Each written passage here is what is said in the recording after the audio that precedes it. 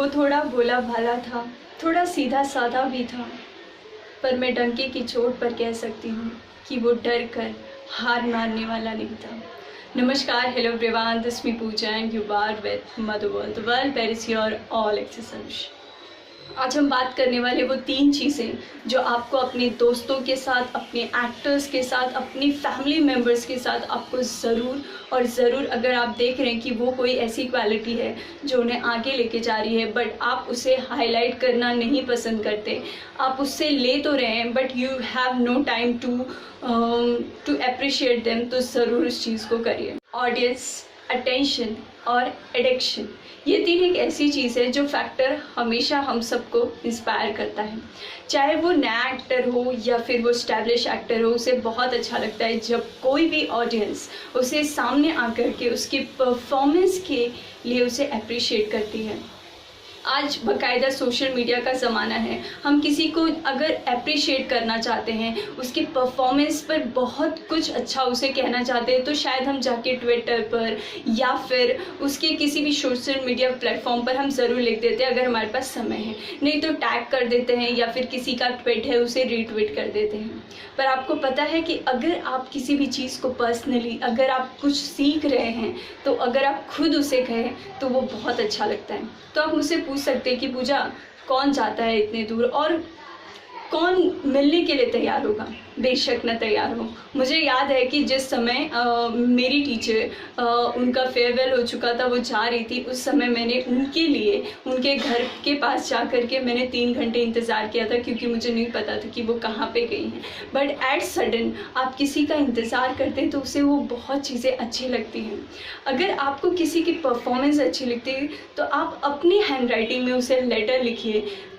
No doubt अगर आप उसे कहीं पे उनके सोशल मीडिया पे भी पोस्ट करते हैं तो वो देखते हैं, पर एक बात याद रखिए कि जब आप कोई चीज़ सोशल मीडिया कोई भी प्लेटफॉर्म उनका यूज़ करते हैं तो उनमें कई बार ऐसा होता है कि उनके पीआर जो उन्हें मैनेज करते होते हैं वो लोग उसे पढ़ते हैं, पर जब ऐसी कोई चीज़ जाती है तो वो एक्टर के पास ज़रूर जाती है और उन्हें बहुत अच्छी लगती है।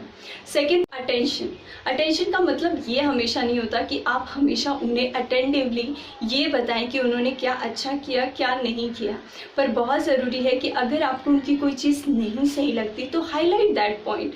आप उन्हें बताइए कि आपको उनका ये परफॉर्मेंस एज़ कंपेयर नहीं अच्छा लगा जो उन्हें आप देख रहे थे। कई बार ऐसा होता है कि जब कोई एक्टर या एक्ट्रेस फिल्म इंडस्ट्री या किसी भी इंडस्ट्री का पार्ट होती है तो वो कई कॉन्ट्रैक्ट का हिस्सा हो जाते हैं न चाहते हुए भी, बिकॉज हम सभी को काम चाहिए, we always want to do something better, क्योंकि फाइनेंशियल भी एक ऐसी स्टेज है जो हर किसी के लिए मैटर रखता है।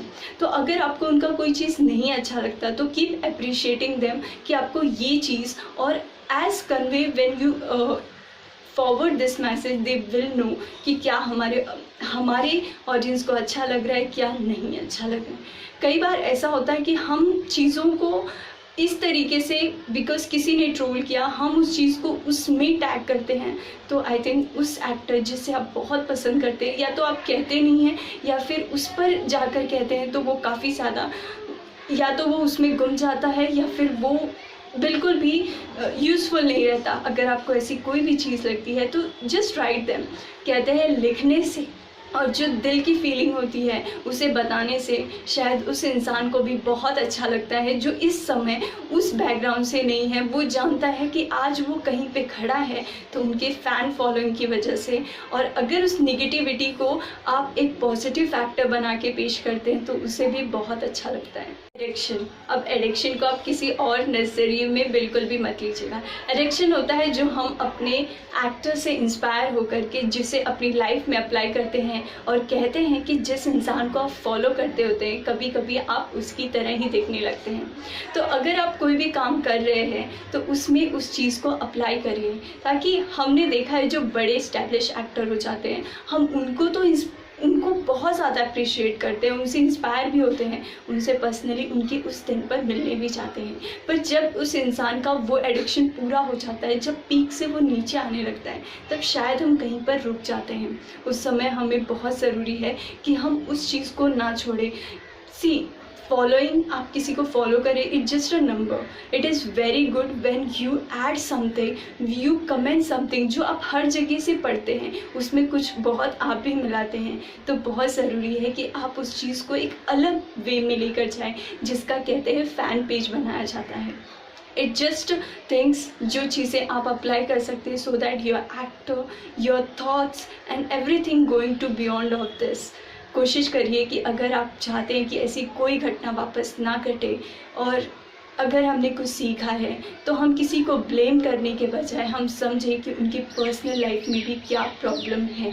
सिर्फ किसी इंडस्ट्री को ब्लेम करना इज़ नॉट गुड थिंग, और शायद इससे उन्हें भी बहुत तकलीफ़ हो रही होगी, क्योंकि उन्होंने कभी ये तो नहीं चाहा होगा. अगर वो चाहते तो शायद ऐसी कुछ चीज़ें लिख कर हो जाते हैं. हम सभी समझ रहे हैं कि इस समय हर कोई अपने हिसाब से उस चीज़ को अपने तरीके से अपने वे में कंसीव करना चाहता है, पर हमें यही नहीं करना है. हम अगर छोटे भी किसी इंसान से इंस्पायर होते हैं तो उसे लिखकर ज़रूर ये बताएं. It is our responsibility. If we do this, I think उनकी आत्मा को भी शांति मिलेगी और उन्हें भी अच्छा लगेगा कि कुछ परिवर्तन, कुछ बदलाव वो करके गए. That's it. Thank you so much. And please don't forget to like और subscribe to my YouTube channel. मैंने अभी सब्सक्राइब बटन लगाया है, तो फिर जाके अगर आपको कुछ अच्छा लगे तो please subscribe to my YouTube channel. That's it. Thank you so much.